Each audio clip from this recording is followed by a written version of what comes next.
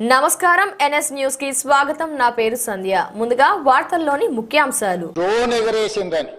Drone ఎగరేస్తే ఎవరైనా అనుమతి తీసుకోకుండా ఒక డ్రోన్ ఎగరేస్తే ఆ డ్రోన్ కు 500 రూపాయలు ఫైన్ వేస్తారు అధ్యక్ష.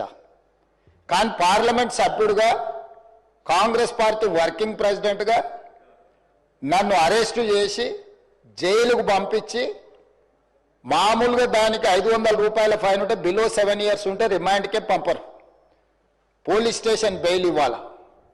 కానీ అధికారాన్ని అడ్డం పెట్టుకొని అన్ని రకాల వ్యవస్థల మీద ప్రభావితం చేసి చెర్లపల్లి జైలుకు పంపించి నక్సలైట్లు ఐఎస్ఐ తీవ్రవాదులు ఉండే డిటెన్షన్ సెల్లో ఒక కాంపౌండ్లో ఏ ఒక్క ఖైదీని లేకుండా 7 ఫీట్లు బై 12 ఫీట్లు ఉంటే అందులో 3.5 ఫీట్లు పండుకోవడానికి దిమ్మె ఉంటుంది, ఒక చిన్న బాత్రూమ్ ఉంటుంది అధ్యక్ష.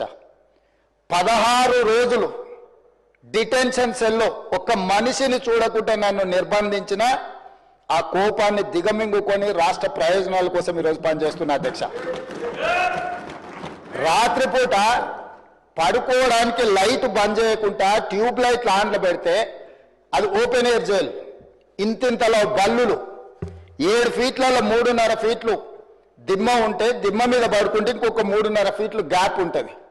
లైట్లు బంద్ చేయకుండా లైట్లు ఓపెన్ పెడితే అధ్యక్ష ఇంతింతలో బల్లులు 20-30 పైన ట్యూబ్ లైట్ ముందు పురుగులు తిరుగుతుంటే అది ఓపెన్ ఎయిర్ జైలు కాబట్టి పురుగులు వస్తే పురుగులను తినడానికి బల్లులు పరిగెత్తుతుంటే ఏ ఒక్క రోజు రాత్రి కూడా పడుకోకుండా మేల్కతో కూర్చున్న అధ్యక్ష.